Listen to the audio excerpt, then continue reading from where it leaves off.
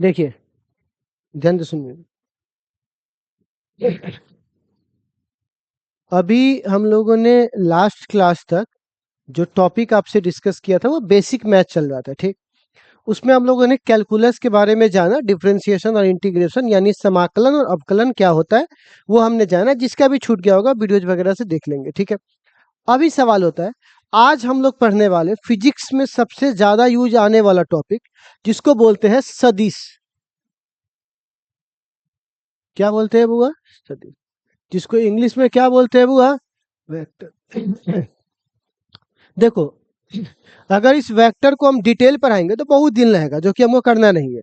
हमको सिर्फ उतना पढ़ाना है जिससे आपको वेक्टर के बारे में एक मोटा मोटी तौर पर अच्छी खासी जानकारी हो जाए, जिसका इस्तेमाल तुम आगे आने वाले टॉपिक्स पे कर सको, ठीक है ना। बस इतना ही करने की जरूरत है, और ये बस चलेगा आज और कल, ठीक है। 2 दिन में हमारा ये बात क्या हो जाएगा, खत्म हो जाएगा। तो चलिए प्यारे बच्चों, अभी हम लोग समझते हैं कि वेक्टर आखिर सदिश जो है, ठीक है ना, उसमें हमको पढ़ना क्या क्या है। तो सबसे पहली बात, हम इसको शॉर्ट नोट में पढ़ाते हैं, ठीक। सबसे पहले बात, एक चीज आता है जिसको हम लोग बोलते हैं बीजगणित। पढ़े होंगे आप लोग, क्या बोलते हैं बुआ उसको? बीजगणित। बीजगणित 2 प्रकार के होते हैं, ठीक। एक साधारण, साधारण जिसमें हम लोग बोलते हैं a+2 कितना होगा। जैसे अगर मान के चलिए 3+4 तो कितना हो जाएगा, 7। और एक होता है बुआ सदिश। एक कौन सा बीजगणित होता है? सदिश। जिसमें प्यारे बच्चों हम लोग, ये 3 है और ये 4 है तो इसका जोड़ 5 होगा, होगा ना। तो ऐसे हालात में तो कुछ और आता है, पर इसमें तो कुछ और आ रहा है। तो ऐसे हालात की चीजों को दिखने के लिए किसको पढ़ते हैं बुआ? सदिश। अब सवाल है, सदिश के पास क्या क्या होना चाहिए। तो सदिश किसे बोलते हैं? तो सदिश को इंग्लिश में क्या बोलते हैं बुआ? वेक्टर। तो इसके पास 3 चीजें होनी चाहिए। पहले तो होनी चाहिए परिमाण। क्या होना चाहिए बुआ? परिमाण। अब सवाल है, 1 मिनट, पहले परिमाण, दूसरा को क्या बोलेंगे? दिशा। और साथ ही साथ कोण पर निर्भर करे। किस पे निर्भर करे? कोण पर। कोण पे निर्भर नहीं करेगा तो फिर ये सदिश, बहुत ऐसे राशियां है जिसके पास दिशा भी है पर फिर भी उसके बावजूद भी वो सदिश राशि नहीं है। जैसे विद्युत धारा, दिशा है कि हाई पोटेंशियल से कहा जाएगा लो पोटेंशियल, दिशा है कि पोल पर से कहाँ आएगा आपके घर में। कभी उल्टा होता है कि घर से पोले भाग गया हो लाइट, इन्वर्टर से उजल रहा है तुम्हारा बॉल का लाइट, ऐसा होता है। दिशा है, फिर भी वो कौन सी राशि है? अदिश राशि है। कौन सी राशि है? अदिश। तो उसके साथ क्या होना चाहिए बुआ? कोण। अच्छा, अब एक और बात बताइए, परिमाण किस चीजों से मिलकर बना है? संख्यात्मक मान और गुणे इकाई। जैसे परिमाण का मतलब 5 kg, कितना मतलब 5 kg। तो बताइए परिमाण का मतलब 5, 5 क्या है बउआ? क्या बुआ? क्या नाम है बुआ उसका? डायरेक्शन। और तीसरा जो चीज है उसका नाम क्या है बुआ? एंगल। कई ऐसे फिजिकल क्वांटिटी है जिसके पास मैग्नीट्यूड भी है, डायरेक्शन भी है, लेकिन सिर्फ क्या नहीं है? एंगल पर डिपेंड नहीं करता, इसीलिए वो वेक्टर नहीं बल्कि स्केलर है। उदाहरण बताता हूँ, विद्युत धारा। विद्युत धारा वेक्टर नहीं है, लेकिन विद्युत धारा के पास परिमाण है 3 एम्पियर, परिमाण हुआ। और दिशा भी है कि पोल पर से कहाँ आएगा, घर। क्या, लेकिन क्या नहीं है बउआ उसके पास? कभी ऐसा हुआ है कि घर से पोल पे चल जाए और आपका बाहर का बॉल जला रहा है? तो कहने का मतलब उसके पास दिशा पर डिपेंड नहीं करता है। तो कहने का मतलब कि जिसके पास ये तीनों होगा उसे क्या बोलेंगे हम लोग? वेक्टर। और अगर जिसके पास सिर्फ कितना होगा बउआ, मतलब 2 तो नहीं बोल सकते, 1 बोलो, रेयर केस में ये 2 आता है। तो अगर जिसके पास सिर्फ क्या हो बउआ, उसको क्या बोलेंगे बउआ? स्केलर। ठीक है, इसके पास ये दोनों नहीं, ठीक है। तो जिसके पास, जो सिर्फ जिसके पास क्या हो बउआ, मैग्नीट्यूड, डायरेक्शन और एंगल तीनों हो, तो उसे क्या बोलेंगे? और जिसके पास ओनली क्या हो बउआ, उसे क्या बोलेंगे बउआ? स्केलर। इतना बात समझ में आ गया? आपको कोई दिक्कत इसमें, कोई डाउट? इतना कहानी समझने में कोई दिक्कत आपको नहीं? अब सवाल है, वेक्टर जान तो गए कि किसे कहते हैं, लेकिन वेक्टर को दिखाए कैसे, रिप्रेजेंट कैसे करें, प्रदर्शित कैसे करें। तो अभी हम लोग यहाँ पे देखने वाले हैं रिप्रेजेंटेशन। यानी प्रदर्शन, वेक्टर को प्रदर्शित करे, कैसे करे, दिखाए कैसे। तो वेक्टर को जो दिखाया जाता है ना, वो ऐसे दिखाया जाता है, ये टेल, ये हेड, और ये आपका मैग्नीट्यूड है लाइन। ठीक, तो ये हमारा क्या हो गया बुआ, वेक्टर। इसको देखिए, समझने में कोई दिक्कत है आपको? नहीं। और वेक्टर को यदि लिखना हो, ठीक है ना, तो इसको रिटर्न कैसे करेंगे, तो देख लीजिए।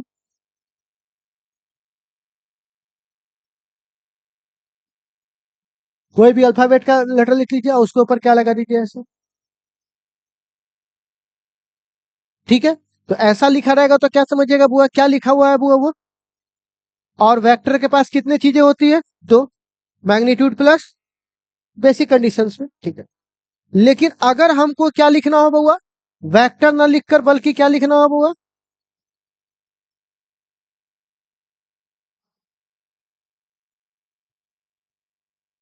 Magnitude of vector. वेक्टर ना लिखकर बल्कि क्या लिखना हो बुआ, मतलब वेक्टर का परिमाण। अब सिर्फ तुमको क्या लिखना है बुआ, मतलब क्या नहीं लिखना है, डायरेक्शन नहीं लिखना है। अच्छा, मैथ में आप एक चीज पढ़े होंगे बच्चे लोग, कि इस दुनिया में माइनस नाम का चीज डायरेक्शन को दिखाने आता है। जैसे मैं समझाता हूँ, उधर गए तो +5 मीटर, और उल्टा हो गए तो, अच्छा, तो क्या प्लस और माइनस से क्या उसका वैल्यू बदल गया, बल्कि क्या बदला, डायरेक्शन। सीधा गए तो प्लस, उल्टा आएंगे तो। आप तुम किसी रिक्शा वाला को बोलो, भैया हम यहां से 1 किलोमीटर आगे जाएंगे, तब रिक्शा में कितना रुपया लीजिएगा, और यहां से 1 किलोमीटर आगे जाएंगे तो कितना रुपया लीजिएगा। बोले तो पागल चाहिए, तो कहीं जाए 1 किलोमीटर जाएगा तो सेम रुपया चाहिए। उल्टा माइनस प्लस से वो क्या मतलब है, तो परिमाण को माइनस प्लस से मतलब नहीं आ रहा, बात समझ में। तो जब परिमाण को किससे मतलब नहीं है बुआ, माइनस प्लस से, तो हमको यहाँ पर अगर माइनस गलती से आ गया और हमको क्या चाहिए, तो उस माइनस को हटाना पड़ेगा, क्योंकि मैग्नीट्यूड में माइनस का कोई काम, क्योंकि मैग्नीट्यूड में डायरेक्शन का कोई काम। और माइनस किसको दिखाने आता है बुआ, तो पता है ना, माइनस को हटाने के लिए फिजिक्स की दुनिया में और मैथ की दुनिया में मॉड का इस्तेमाल करते हैं। किसका इस्तेमाल करते हैं, मॉड का। तो आप बताइए यहाँ पर कैसे लिखेंगे। आप इसी चीज को लोग रटवाता है चिल्लाकर। बउआ जब भी मैग्नीट्यूड लिखेंगे मॉड लगा देंगे, जब भी मैग्नीट्यूड लिखेंगे क्या लगाएंगे, मॉड, मैग्नीट्यूड लिखेंगे क्या लगाएंगे, मॉड। लड़को बोल दिया क्या लगाएंगे, मॉड। समझ में आया जी सर, लेकिन पूछिए कि काहे लगाए मॉड, तो नहीं, वो सब नहीं पता, बस बोल वही जो बात होता है ना, उसको 4 बार बोल के चिल्लाइए खान सर की तरह, ताकि वो ओकरा जो बोल दे, बोले क्या लगाएंगे मॉड, क्या लगाएंगे मॉड। समझ गया जी सर, मतलब पता नहीं। तो आपको पहले मतलब समझिए कि मॉड क्यों लगाए हैं, क्यों लगाया है मॉड। डायरेक्शन क्या लेकर आता है, तो माइनस को हटाने के लिए क्या लगाएंगे, मॉड। आप एक देखो, अब यहाँ इसको ऐसे भी लिखेंगे, ये जो मॉड है वो माइनस को हटाने आया है, और ये माइनस किसकी वजह से है, और ये डायरेक्शन को आने वाला वेक्टर है। अगर इन वेक्टर को हटा दे तो जब वेक्टर हैवे नहीं करे तो डायरेक्शन कौन लेकर आएगा, वेक्टर हैवे नहीं करे तो डायरेक्शन लेके कोई आएगा, डायरेक्शन लेके नहीं आएगा मतलब माइनस लेकर। तो यहाँ मॉड क्या हो सकता है, नहीं। तो अगर तुम ऊपर का वेक्टर हटा दोगे तो मॉड लगाने की जरूरत, अब वेक्टर रखोगे तो क्या लगाना पड़ेगा, मॉड। तब इससे किसका प्रूफ मिलेगा आपको, आप समझे क्यों मैग्नीट्यूड लिखा जाता है इसे। ठीक है, तो वेक्टर लिखना होगा बउआ तो पूरा लिखना पड़ेगा, हम्म। और सिर्फ क्या लिखना है, तो ऐसे लिखना पड़ेगा। ठीक है, इतना बात समझने में कोई दिक्कत है, 1 मिनट का समय देते एक बार देख लीजिए, आप कोई डाउट है तो पूछिए। नहीं है, चलो। इसी पे सवाल पूछा हुआ है हमारा बोर्ड एग्जाम, कैसे सवाल पूछा। एक इलेक्ट्रॉन है, एक प्रोटॉन। इलेक्ट्रॉन ने किसको खींचा, प्रोटॉन से। प्रोटॉन ने किसको खींचा, जितना से ये खींचेगा उसको उतना से वो भी खींचेगा उसको। तो ऑप्शन में दिया हुआ था F1 बराबर F2, और F1 वेक्टर बराबर F2 है। ये सही है लेकिन ये गलत। अब जो इस खेल को नहीं समझेगा, तो यहाँ उसको समझ में नहीं आया गेम क्या चल रहा है। तो पहला के बच्चे लोग, पहला कौन होगा, ए। पहला कौन होगा, ए। इसका वैल्यू ये होगा। अब वही वाला कहानी का है तो नहीं पता, बस ए होगा। 3 बार 4 बार चल देखना, ये सब ट्रिक थोड़ा पकड़ना। लोग क्या करेगा ना, जिस चीज को समझाने पे उसको 3 बार 4 बार बोलवा करके आपसे बोलवा लेगा बस। और आपको लगा समझ में आ गया जी सर। तो लेकिन अंदर की बात पकड़ो कि क्या होता है, इसका परिमाण बराबर है, तो इसमें सिर्फ किससे मतलब था, लेकिन इसमें किसमें मतलब आ जाएगा, डायरेक्शन भी आ जाएगा। और इलेक्ट्रॉन खींच रहा है एन ने, तो प्रोटॉन खींच रहा है एन ने, दोनों विपरीत हुआ, विपरीत हुआ तो माइनस लगना चाहिए, तो जब यहां माइनस लगेगा तब सही होगा, और माइनस नहीं लगेगा तो ये गलत हो जाएगा। तो आप समझ में आया, ये सही है लेकिन ये क्या है, गलत। समझो, एक इलेक्ट्रॉन प्रोटॉन को खींचता है तो दोनों पर समान बल लगेगा, गलत। दोनों पर समान बल का परिमाण लगेगा, बल समान नहीं लगेगा क्योंकि बल में दिशा भी आ जाएगा। इस बात पर कर रहे हो, बल में मतलब फोर्स में कितने वेक्टर में कितने चीजें होती है, मैग्नीट्यूड और, अब बल का परिमाण, बल का मैग्नीट्यूड, तो उसमें डायरेक्शन की जरूरत नहीं है। बात समझ में, दो अलग अलग बातें, इस तरह ऑब्जेक्टिव आने वाला है आपको आगे, ठीक है ना। तो आप खेल समझ में आ गया बच्चे लोग, इसका क्या होगा, क्या होगा खेल, कि अगर प्यारे बच्चों यहां पर दिया रहेगा वेक्टर तो ऐसे लिखेंगे, और सिर्फ हमको किससे काम होगा, कैसे लिखेंगे, कोई दिक्कत नहीं। अब बच्चों एक बात बताइए, एक बात हमको जरा बताइएगा, कि अगर मैं आपसे बोलूंगा कि ये और किस पे डिपेंड करता है, तो थोड़ा हमको एंगल है खेल समझना पड़ेगा। आप जब 12th में जाओगे ना, सबसे पहला 5 नंबरी, ठीक है ना, यही में आपको मिलेगा कि एक डाइपोल है, या एक डाइपोल के द्वारा एक्सियल और इक्वेटोरियल लाइन पर एंगल कितना डिग्री बनेगा, एक्सियल पर कितना, इक्वेटोरियल पर कितना, 0, 180। तो वहां पे आपको बड़ी कंफ्यूजन होगा, वेक्टर यहाँ पर है, इस वेक्टर को यहाँ कैसे खसका दिया, यहाँ 0 कैसे कर दिया, तो वहां पे तो बेसिक फंडामेंटल बात फटेगा। अगर उस चीज को अगर समझाना होगा बिना कुछ जाने हुए, तो क्या करना पड़ेगा हमको, उसी बात को 4 बार चिल्ला देना होगा, 4 बार चिल्ला के आपसे बोलवा लेंगे। कैसे, एक डाइपोल है, क्या है बउआ, डाइपोल और इलेक्ट्रिक फील्ड के बीच में कितना डिग्री एंगल बनता है, 0। डाइपोल और इलेक्ट्रिक फील्ड के बीच में कितना डिग्री एंगल बनेगा, 0। कौन सी स्थिति में एक्सियल है, तुम कह रहे बोलो तो कितना डिग्री एंगल बनेगा, 0। तो आज के बाद याद हो जाएगा आपको, डाइपोल और इलेक्ट्रिक फील्ड के बीच में कितना एंगल बना, 0। कितना एंगल बना, 0। बस यही सब अगर करना है तब तो कोई बातें नहीं है, तब तो नो स्टडी नो कंफ्यूजन। तो फिर आप किस में उड़िएगा, ऑब्जेक्टिव में, लास्ट में सीधे छितर जाइएगा, बाप रे भाई क्या हो रहा है, ठीक है। इसीलिए बच्चे लोग, आपको ऐसी पढ़ाई पढ़ना तो कोई बात ही नहीं, अगर लॉजिक के साथ पूरी पढ़ाई पढ़नी है तो आपको थोड़ा ये देखना पड़ेगा कि सर हमको थोड़ा सा आप खेल सिखा दीजिए, किसका बउआ, तो इसको बोलते हैं एंगल बिटवीन कितने वेक्टर, 2 वेक्टर के बीच का कोण, कितने वेक्टर्स के बीच का, 2 सदिशों के बीच का कोण, ठीक है प्यारे बच्चों। आप देखिए बउआ, अगर एक यहां पर है ए वेक्टर, और यहां पे कौन सा वेक्टर है बी, और इसके बीच का एंगल 120 डिग्री, तो बताइए ए और बी के बीच का एंगल कितना डिग्री है, 120। कितना बउआ, नहीं, आज के बाद आप ऐसा नहीं बोलिएगा, मैं बताता हूं कारण। अब ध्यान से देखो, ये वेक्टर का ई वाला सर हुआ, और पीछे वाला पांव हुआ, तो देखो ए वेक्टर का ये सर हुआ, हुआ, और ये क्या हुआ, और बी वेक्टर का ये क्या हुआ, और ये क्या हुआ।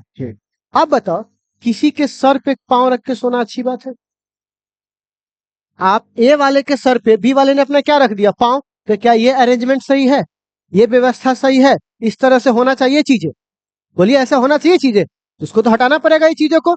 तो अब क्या कहता है कि ये सही तरीका, पहले बढ़िया से सजा दो इसको, बाद में एंगल निकालना, पहले पहले हटो तुम लोग, बाहर निकलो तो पहले बिछौना कर दे बढ़िया से, तो तुम लोग सही से सोना भी, गलत सलत सोया हुआ है तुम लोग, तो उसको ठीक करने के लिए क्या करना पड़ेगा, इसको सही से अरेंज करना पड़ेगा। अरेंज कैसे करेंगे, ठीक है ना, एक मिनट, अरेंज कैसे करेंगे, जी जी कहिए ना। तो ठीक है, हम अभी क्लास से निकलते हैं, फिर उसके बाद आपको बताते हैं, ठीक है सर, ठीक है सर, ठीक है, तब तक खुद को जिंदा रखिए। हाँ, तो मैं आपसे कुछ कह रहा था, क्या कह रहा था मैं आपसे, भुला दिया, सॉरी। तो किसी के सर पे पाँव रख के सोना सही बात नहीं है, तो इसको सही अरेंजमेंट क्या करेंगे, चलिए मैं आपसे कुछ क्वेश्चन पूछूंगा, उसका जवाब दीजिएगा, ठीक है। तर्क संगत बातें हो तो मजा आता है, ठीक है ना। अच्छा, अब आपका, अभी आपका दिमाग कुछ कॉमेडी खोज रहा है क्या हमसे, नहीं ना खोज रहा है, क्योंकि आपका दिमाग कहाँ लगा हुआ है कि हाँ देखते हो क्या रहा है। तो जब दिमाग को आप कहाँ फंसा दोगे, पढ़ाई में, तो बाहरी चीजों की जरूरत नहीं पड़ेगी। बाहरी चीजों की जरूरत कब पड़ती है, जब वैसा वाला पढ़ाई पढ़ाएंगे। होता है तो होता है, तो उसमें तो क्या काम नहीं कर रहे हैं ये, तो अब बच्चा को मजा कैसे आएगा? बस, तो आपको मजा वो करना है तो फिर कोई बातें नहीं है। तो आप जरा समझिए, ये ऐसे है, ये वाला पॉइंट पे देखना, ये वाला उधर पूरब है। अभी मैं किधर रखा हुआ हूँ? पूरब। अभी किधर है? अभी किधर है? अभी किधर है? अभी किधर है? अभी किधर है? मैं इसको कहीं भी समानांतर खसका रहा हूं, समानांतर पैरेलल, तो क्या इसकी दिशा बदल रही है? वेक्टर की दिशा बदल रही क्या? इसका परिमाण बदला, इसकी दिशा बदली तो वेक्टर भी बदलने वाला। लेकिन अब देखो, अब इसकी दिशा बदल गई कि नहीं बदल गई? अब पूरब से ऊपर चली गई, अब इसकी दिशा बदल गई। तो याद रखिए, वेक्टर को समानांतर खसकाने पर उसमें कोई परिवर्तन, बस वो घूमना नहीं चाहिए। घूम गया तो दिशा बदल जाएगा, लेकिन समांतर खसकाने पर कोई दिक्कत। तो किसी वेक्टर को आप उसके समानांतर, उसके पैरेलल खसका सकते हैं कि नहीं खसका सकते हैं? खसका सकते हैं, लेकिन क्या नहीं कर सकते हैं? घुमा नहीं सकते। इतना बात समझ में आया? तो आप बताइए, हम इसको सही जगह अरेंज करने के लिए क्या करेंगे? देखिए तो,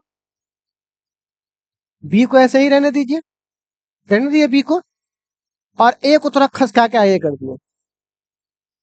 खाली घुमाना नहीं है, घुमा दिए, कहानी खत्म। घुमाना नहीं है, खाली क्या करना है? वो खसकाना है। और कैसे खसकाना है? समानांतर। पीछे से कहां ले गए उसको? आगे। तो आप बताइए, पहले यहां था, आप बताइए ये एंगल कितना है बुआ? अब तो ये पूरा 180 था, पूरा 180 है, उसमें से ये 120 है।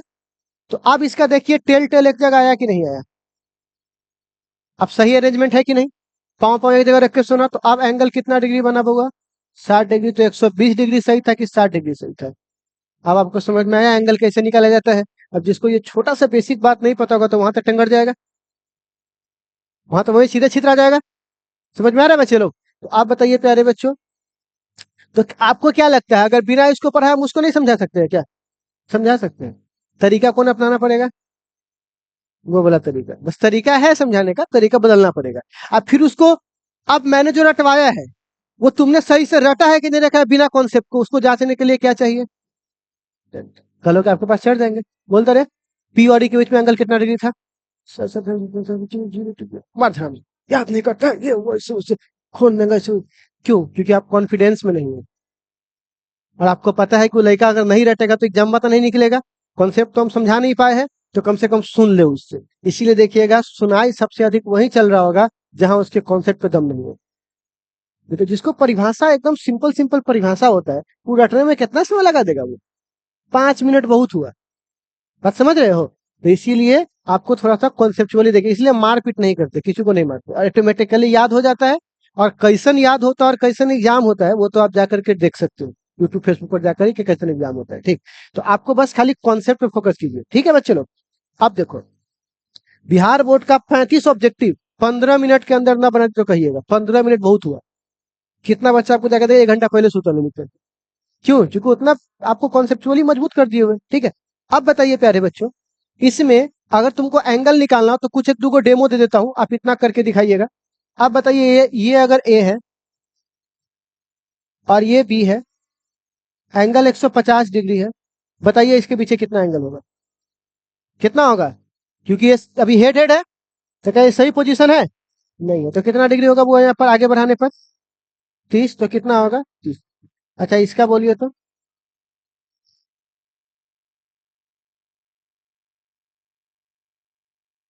120 है ना होगा?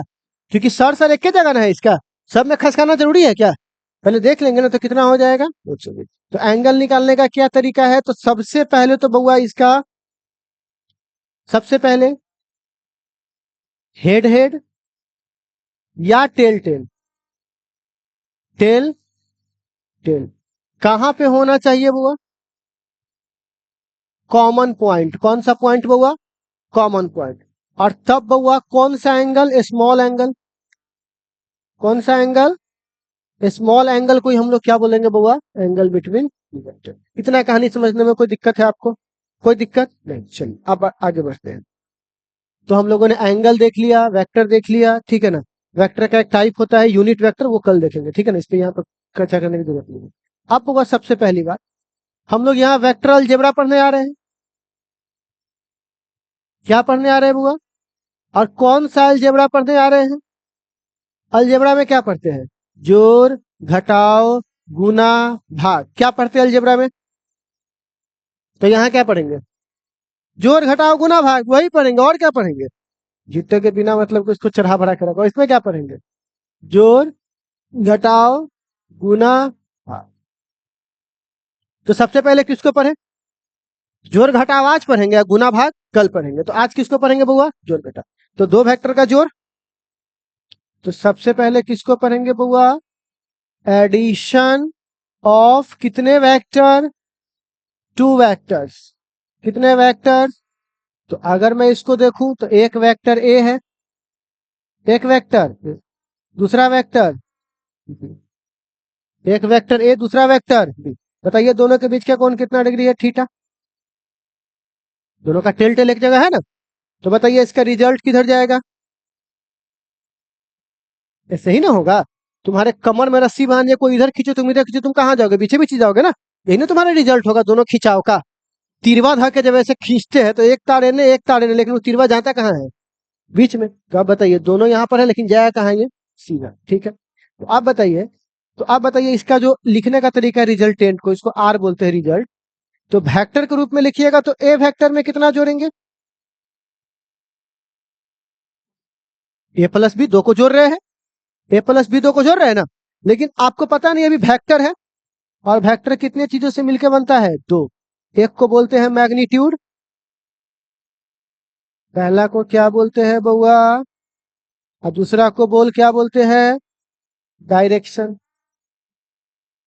तो आपको पता होना चाहिए कि मैग्नीट्यूड का फॉर्मूला होगा आर बराबर रूट अंडर, याद आया, A square plus B square plus 2ab।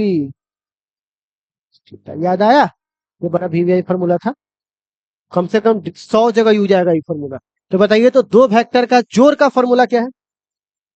ना ना ना ना ना ना, दो वेक्टर के जोड़ का फॉर्मूला ये है, ए वेक्टर प्लस दो वेक्टर के जोड़ के परिमाण का।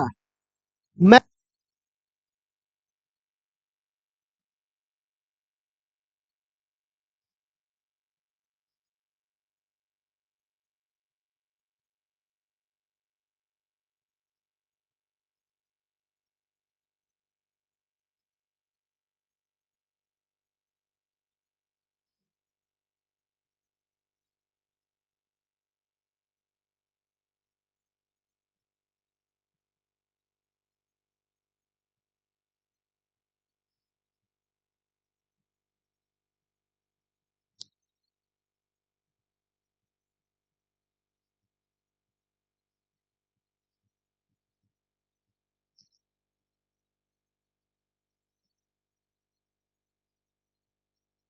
बोलिए कितना होगा?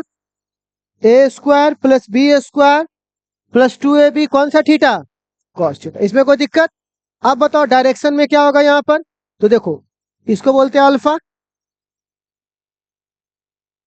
तो tan अल्फा बराबर हो जाएगा बी बी साइन थीटा ए प्लस बी कॉस थीटा।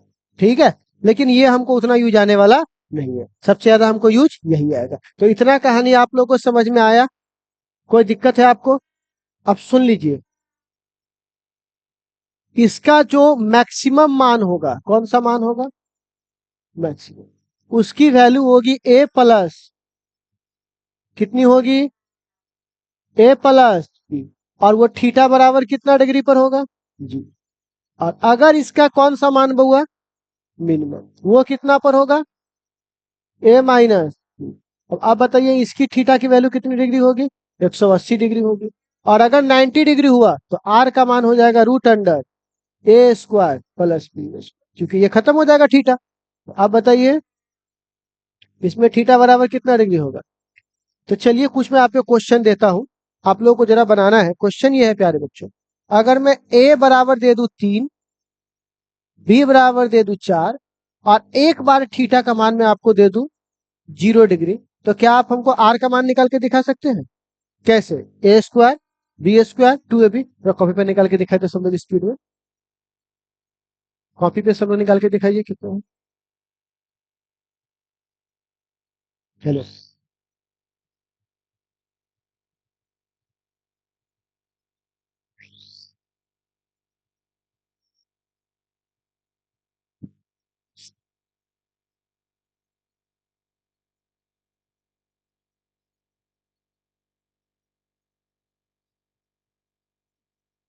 ठीक है, निकालिए जल्दी से वैल्यू। चलो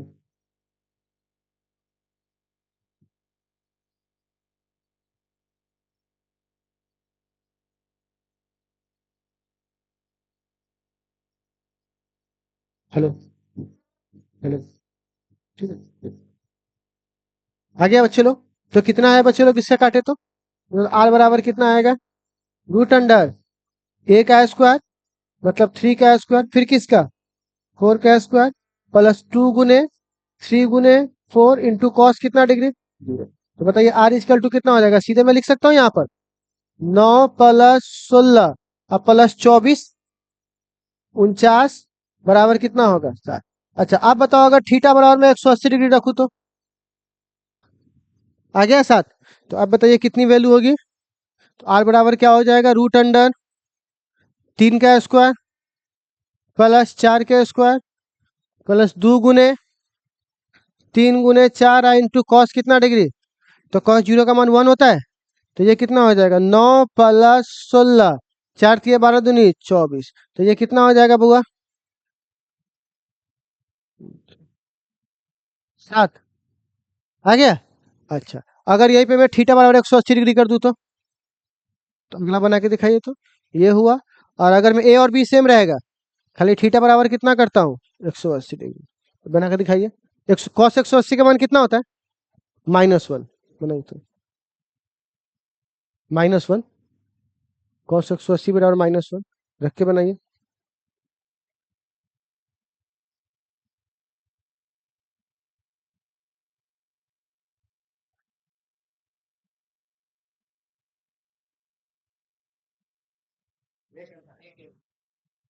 कितना आएगा 1 आ गया आप लोगों का। तो कितना हो जाएगा वो रूट अंडर 3 का स्क्वायर 4 का स्क्वायर प्लस 2 गुने 3 गुने 4 और कॉस 180 का मान, तो यहाँ पर कितना हो जाएगा बुआ 9 प्लस 16 प्लस प्लस नहीं माइनस 24। तो सीधे कितना आंसर आएगा 1। तो 1 नहीं आएगा। अच्छा अगर इसी में खाली एक बात और कर दूं, थीटा बराबर 90 डिग्री ले आओ, ये सब बड़ी हो जाता है। कॉस 90 का मान कितना होता है 0, रख के बनाइए तो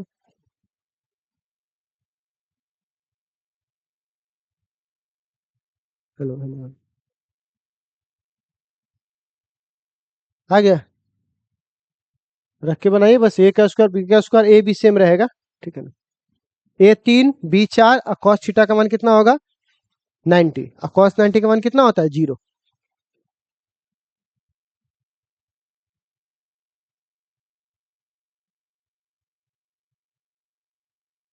तो कितना होगा वो बताओ तो 3 का स्क्वायर प्लस 4 के स्क्वायर प्लस 2 गुने 3 गुने 4 और कॉस 90 का मतलब 0 ही हो जाएगा। तो ये सब 0 हो जाएगा। 9 प्लस 16 कितना हो जाएगा 25, 5 हो जाएगा, कोई दिक्कत नहीं। तो इतना आप लोगों ने अभी देख लिया कि इस पे कैसे बन गया, ठीक है। तो बुआ अब चलो इस पे थोड़ा सा चर्चा करते हैं। तो ये हमारे पास आ गया, नहीं तो कैसे पूछेगा आपसे सवाल बताइए। अभी तो वही वाला सवाल हुआ, अगर हम पैसा नहीं देंगे तो सामान देगा, ये कोई बात हुआ, पैसा देंगे तो सामान नहीं देगा, बेसिक बात है, ठीक है ना। तो इसमें कुछ नहीं वाला बात नहीं है, कुछ ना कुछ दिया रहेगा। अब बताइए बुआ, तो इससे हमने एक बात निकाला, तो ध्यान से देखो था, जब ए और बी सेम था तो आर का मान कितना आया 7 और सबसे कम कितना आया 1 और फिर 5। तो सबसे महत्तम मान कितना है, सबसे न्यूनतम मान, अब बाकी तो बीच में आ रहा है। तो कोई आपसे पूछेगा यहाँ पर कि सबसे महत्तम कितना डिग्री पर होता है, तो क्या बोलिएगा आर का कौन सा मान मैक्सिमम, तो महत्तम समझ जाओगे ना, मैक्सिमम मतलब महत्तम।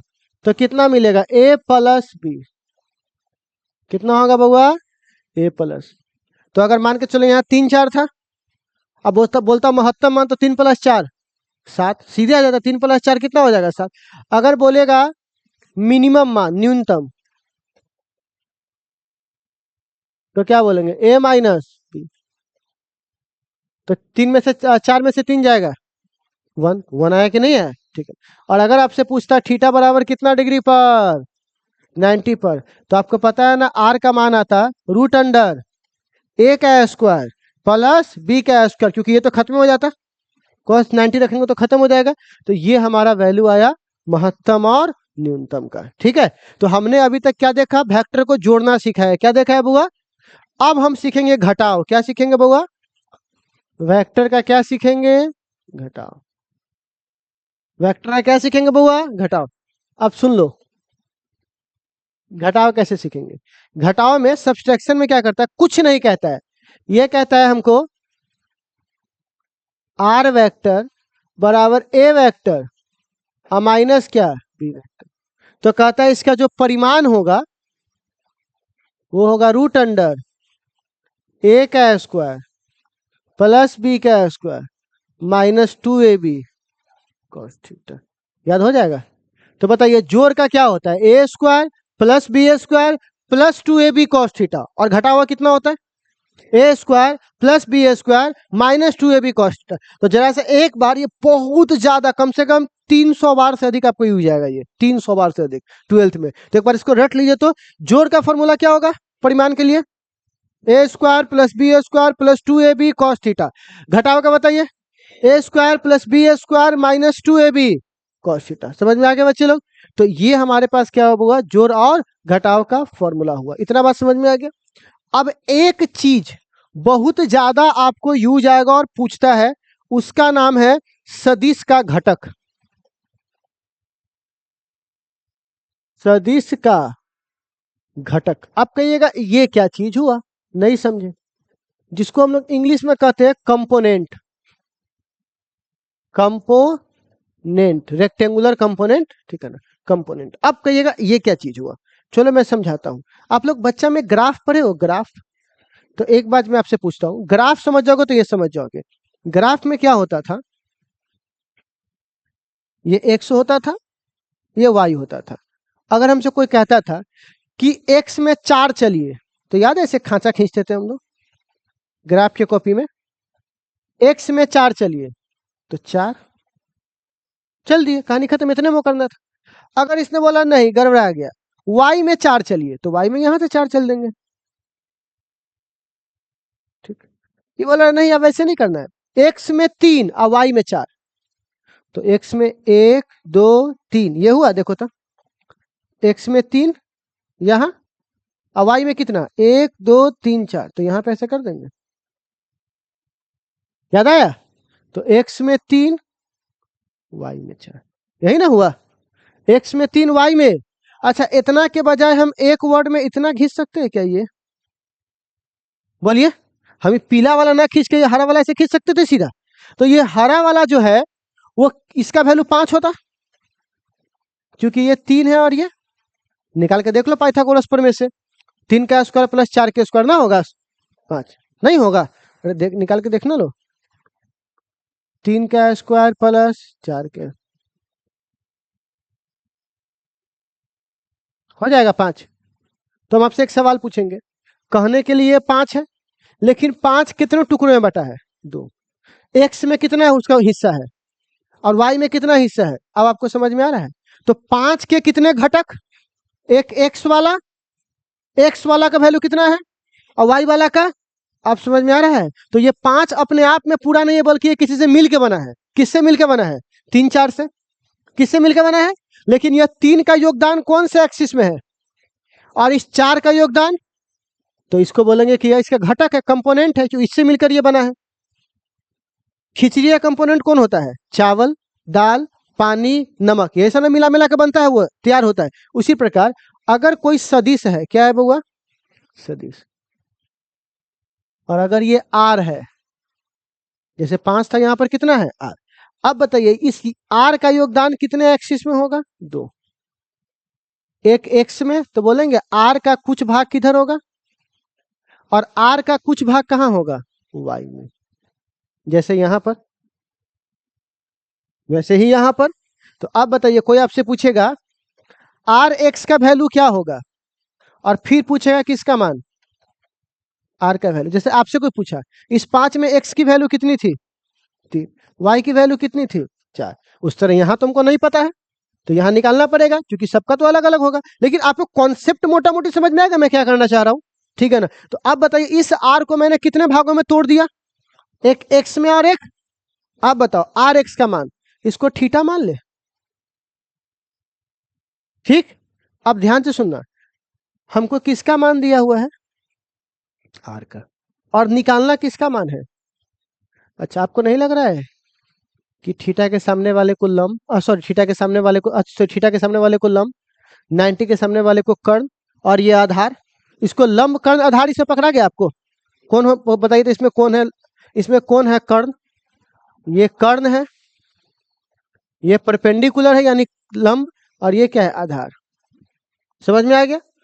हमको क्या दिया हुआ है, कर्ण, निकालना क्या है, तो कर्ण और आधार में संबंध बताने वाला कौन सा थीटा, याद है आपने पढ़ा होगा, पंडित भोला प्रसाद हर हर बोला, साइन कॉस टेन, तो आप बताइए कौन सा थीटा लगाएंगे तो हमको आधार बट्टे कर्ण मिलेगा, कॉस थीटा, कौन सा थीटा, ये हम नहीं चुन रहे हैं, ये सवाल में दिया हुआ है कि दिया हुआ क्या है एच, निकालना क्या है बी, आर एक्स का मान निकालना है, तो हमारे पास कौन सा थीटा ऑप्शन बचता है, कॉस के अलावा कोई और आ सकता है क्या, कहेगा सेक, तो उल्टा हो जाएगा, पर है तो कॉस है ना, ठीक है। तो आप बताइए यहाँ पे कौन सा थीटा लिखेंगे, तो कॉस थीटा बराबर क्या होगा, लंब मतलब आर, सॉरी सॉरी, लंब बटा बोलते हैं बी अपॉन एच, हाँ तो बताइए तो बी की वैल्यू कितनी है आर एक्स, और एच की वैल्यू कितनी है, तो आप बताइए आर एक्स बराबर आपको क्या मिल जाएगा, आर कॉस थीटा, नहीं आ जाएगा, तो आर एक्स का फॉर्मूला क्या निकल गया बुआ, अच्छा इसी तरह आप बताइए तो आर वाई का निकाल सकते हैं क्या, तो बताओ तो, आर वाई लंब है और दिया हुआ क्या है कर्ण, तो आप बताइए कौन सा थीटा, और कोई ऑप्शन है हमारे पास, तो साइन थीटा बराबर क्या होगा पी अपॉन एच, तो आप बताइए साइन थीटा बराबर क्या होगा आर वाई बाई आर, तो आप बताइए आर वाई बराबर क्या होगा आर साइन थीटा, तो आप वैल्यू निकल जाएगा, अब वैल्यू निकल जाएगा, इतना बात आप लोगों को समझ में आया। तो अगर मैं आपसे इसी पर कुछ क्वेश्चन देता हूं, एक क्वेश्चन अगर मैं दूंगा यहाँ पर क्वेश्चन, अगर मैं आपसे कहता हूं कि मान के चलो ये ऐसे है, ठीक है, ये y है और ये क्या है x है, आप क्या करो हमको, ये एंगल 60 डिग्री है, कितना डिग्री है, और इसका मान 10 है, कितना हुआ 10 मीटर, तो आप हमको बताइए तो आर एक्स और आर वाई का मान कितना होगा,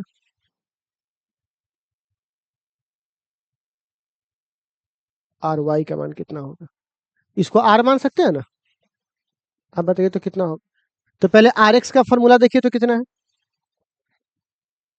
कितना है, आप बताइए आर की वैल्यू कितनी है 10, और थीटा 10, कॉस 60 का मान कितना होता है,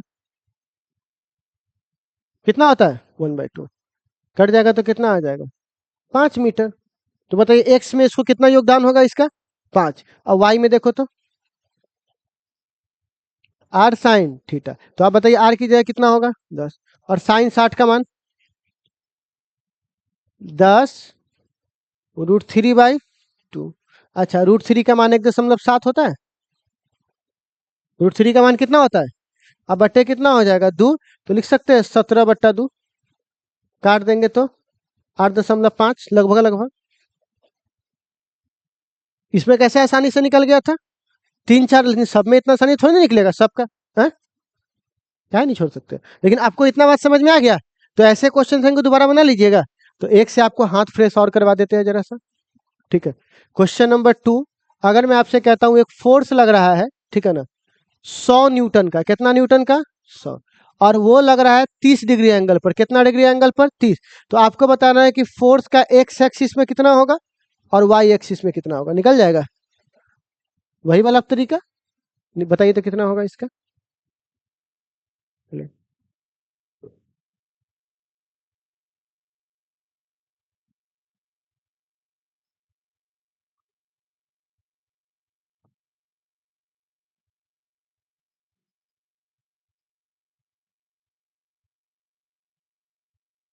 क्या फॉर्मूला होगा इसका?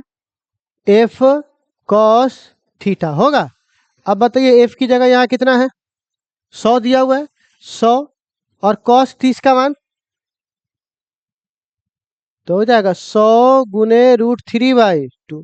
तो यहाँ वही वाली कहानी हो जाएगी, 100 गुने 1.7/2 तो 170 हो जाएगा। 170/2 तो कितना हो जाएगा बुआ? 85, 85 न्यूटन। अच्छा इसका देखिए तो कितना होगा? एफ साइन थीटा, तो यानी 100 गुने साइन कितना डिग्री? 30, और साइन 30 का मान कितना होता है? 1/2। तो काट के कितना हो जाएगा बुआ? 50 न्यूटन। तो इतना कहानी समझ में आया? तो बस इतना हमने आज की क्लास में आधा वेक्टर को पढ़ लिया। अब कल जोड़ पढ़ लिया, घटाव पढ़ लिया, कंपोनेंट भी पढ़ लिया। अब कल खाली क्या पढ़ना है? गुना। भाग तो जरूरत नहीं होता, खाली क्या पढ़ना है बुआ? गुना। 2 गुना डॉट प्रोडक्ट क्रॉस प्रोडक्ट, बड़ी यूज आता है इस दोनों चीज का, ठीक है ना। तो कल हम लोग आखिरी पढ़ेंगे, उसके बाद हमारा बेसिक मैथमेटिक्स क्या हो जाएगा बुआ? खत्म। संडे को छुट्टी और सोमवार से क्या चालू करेंगे हम लोग प्यारे बच्चों? अपना फिजिक्स, ठीक है ना। जो फिजिक्स हम लोग चालू करना वो स्टार्ट करेंगे, ठीक। पहले आप लोग एक बार सब लोग एक बार गौर फरमा लीजिए वापस, ठीक है ना, ताकि हम लोगों ने आज की क्लास में देखा क्या क्या है, ठीक है। तो सबसे पहले प्यारे बच्चों हम लोगों ने देखा सदिश। बीजगणित कितने प्रकार के हमने देखा? 2। कौन कौन? साधारण और एगो। अच्छा सदिश किसे कहते हैं? जिसके पास परिमाण दिशा कोण, सब लोगों को बोलना है परिमाण दिशा कोण। अच्छा अदिश किसको बोलते हैं? अच्छा आप बताइए सदिश को लिखने का तरीका क्या है? A vector, B vector, C vector. आज सदिश का परिमाण लिखना तो ए बी सी। सदिश के कोण के लिए दोनों का टेल टेल या हेड हेड एक जगह पे होना चाहिए और छोटा कोण होना चाहिए। उसके बाद सदिश से क्या पढ़ना है? जोड़ घटाओ गुना भाग। अच्छा आप बताओ दो सदिश को जोड़ेंगे तो उसका परिमाण कितना होगा? a² + b² + 2ab cos theta. घटाओ कितना होगा? अच्छा आप बताइए मैक्सिमम कितना होगा? मिनिमम कितना होगा? 90 डिग्री पर। आप बताइए अगर मैं r को कितने भागों में तोड़ूंगा? तो 2 घटक में, तो x का मान कितना होगा और y का? क्या इतना बात आज आपको याद हो सकता है बच्चे लोग? तो आज आप लोग इसको देख लीजिएगा और इतने बात याद रखना है आपको, तो याद रह जाएगा बच्चे लोग पूरे 12 तक, ठीक है। तो बच्चे लोग आज हम लोग इसका देख लेते हैं, फिर अगली कल आएंगे तो थोड़ा सा यूनिट वेक्टर और थोड़ा सा बाकी चीजें पढ़ा देंगे, ठीक है ना बच्चे लोग। चलिए इसको नोट करना है आप लोगों को, देख लीजिए आप लोग, फोटो खींच लीजिए। वैसे उधर तो सवाले था, तो सवाल तो आप लोग बना लिया होगा, ये उतार लीजिए, खींच लीजिए, खींच लीजिए, आपकी जैसी इच्छा हो। चलो